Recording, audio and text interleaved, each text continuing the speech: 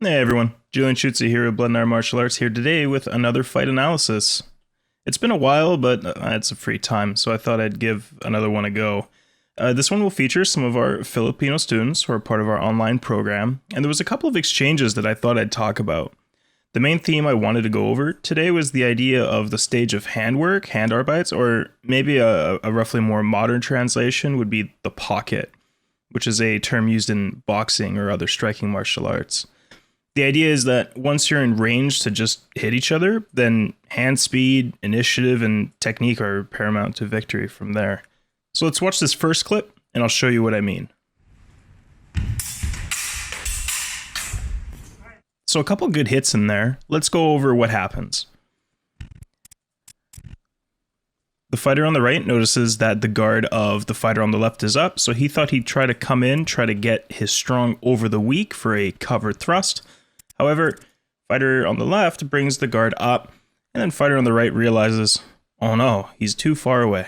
So he comes in for his thrust, but he doesn't quite make it. Maybe he gets a super superficial poke, but definitely not anything in here to end the actual fight. And he has the presence of mind to recognize that, oh wait, my opponent is bringing their sword up. Chances are they're trying to do something with that, probably attack me. So since he's already in... autosave to the rescue. Since he came in with his covered thrust with the guard already high, it takes very little for him to just adjust the positions up to an ox guard or a covered position to defend the attack fairly seamlessly. And it's one conservation of movement. Boom. And then from there, he recognizes, well, I'm in measure. I can just hit my opponent from here. Although maybe he couldn't quite hit the torso, he could still hit the arms or maybe an upper target. So he uses the inertia provided by the strike here to be able to roll around. And at the last moment, watch how he pushes off his leg to be able to generate the power to hit the arm and engages the whole body in that strike. Boom. Right to the arm. He notices again that his opponent has brought his sword up. Chances are he's trying to do something with that. And has the presence of mind to bring the sword up to block the second strike, which once again he uses to throw another counter to his opponent. This one looked a little bit flat, but I mean the first strike was real good, so really a flat strike at this point is just some insult to injury. So the main idea here is that pocket idea is he's recognized he's stepped into measure, and since he's confident in his handwork and his hand speed, being able to just use the hands to snap there and engage the body at the last second to make sure that there's the power generated. Basically, that's the fastest way to get a strike off in that position.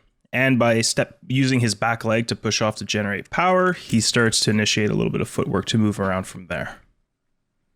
So that's all well and good. If you're in that pocket, so to speak, you've got the superior hand speed, you've got good technique, and you have the initiative, you're almost guaranteed to be able to hit the other person and defend yourself at any point in time. So that puts you at a serious advantage.